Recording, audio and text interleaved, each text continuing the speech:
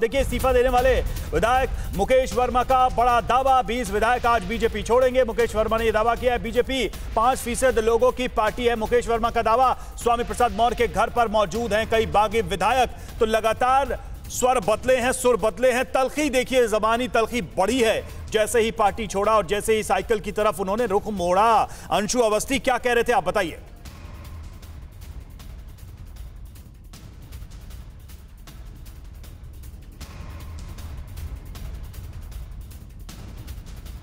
अंशु जी, क्या आपको आवाज मिल रही है मेरी?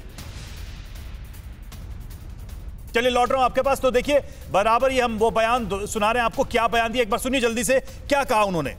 23 करोड़ जनता के पैरों में प्रणाम करता हूं और उस 23 करोड़ जनता का दायित्व और कर्तव्य है कि परम पूज्य बाबा साहब के संविधान को बचाना। और संविधान हम लोगों के लिए, गरीबों के लिए, दलितों के लिए, शोषितों के लिए, पिछड़ों के लिए। मुकेश जी, ये बताइए। बताना चाहता हूं कि लोधी समाज का कितना वोट है। पूरा समाजवादी पार्टी में जाएगा। लोधी समाज के सर्वोपरि नेता बाबूजी कल्याण सिंह जी थे, उनको 2.5 साल में हटा दिया था, है ना। और अभी धर्मपाल सिंह थे, 2.5 साल में उन्हें हटा दिया। अरे भाई, अपना 10% का जो रिजर्वेशन है, गरीबों का जो रिजर्वेशन है, खुद खा गए। मुकेश जी, एक चीज बता दिए, ये क्या लड़ाई पिछड़े, ये लड़ाई की बात है, ये सरकार की बात नहीं है, ये पिछड़े की लड़ाई की बात है। अच्छा, तो ये पिछड़ा बना मगड़ा हो रही है लड़ाई। परम पूज्य बाबा साहब ने 85% लोगों को जो रिजर्वेशन दिया था, उस रिजर्वेशन की लड़ाई है, उसे ये खत्म करना चाहते हैं और टेक्निकल तरह से खत्म करना चाहते हैं।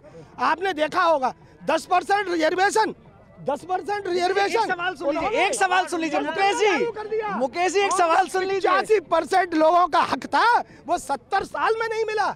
और मैं आपको बताना चाहता हूँ, ये जो हमारे बैकवर्ड भाई हैं, जिन बैकवर्ड भाई को वो टेक्निकल तरीके से उनके मन और दिल पर राज करना चाहते हैं। बैकवर्ड का ही सवाल पूछ रहा हूँ, क्या ये लड़ाई पिछड़ा बड़ा मगड़ा है? मुकेश भाई, विधायक जी पार्टी को बनाया। विधायक जी, एक चीज तो सुनिए। जनता पार्टी 85% लोगों को लीलने का काम कर रही है। मैं समझ रहा हूँ, मन में बहुत कुछ है। विधायक जी, ये नागनाथ है, ये सांपनाथ है, ये नागनाथ है, विधायक जी, सांपनाथ है। ये लड़ाई पिछड़ा बना मगड़ा की है क्या? ये पिछड़ों की लड़ाई की बात है। तो बीजेपी के आंकड़ों की पार्टी है ये पिछड़ों की लड़ाई की बात है। ये बताइए, बीजेपी का आंकड़ों की पार्टी? बीजेपी तो केवल 5% लोगों की पार्टी है। कौन है 5% पार्टी है?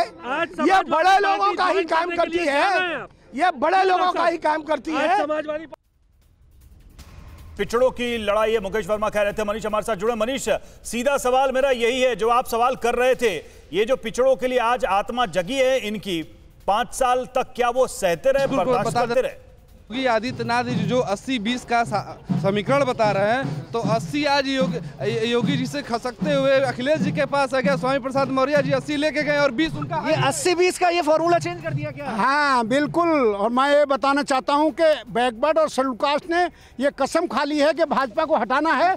और मैं आपसे, सीसराम जी हैं, पूर्व सांसद हैं, दलित सीसराम सिंह रवि, और मैं अखिल भारतीय चमार महासंघ का राष्ट्रीय अध्यक्ष हूँ। और मैं माननीय संत शिरोमणि गुरु रविदास विश्व महापीठ का जो है अध्यक्ष। 80-20 का बता दिया भैया, 80-20 का चेंज कैसे हो गया? चेंज इसलिए हो गया कि इन्होंने जो है हम लोगों को कागज में तो दिखाते हैं कि हम सब हिंदू हैं, और वैसे हमारे साथ ना कोई एसओ बनाया, ना कोई एसडीएम बनाया, ना कोई तहसीलदार, ना कोई डीएम।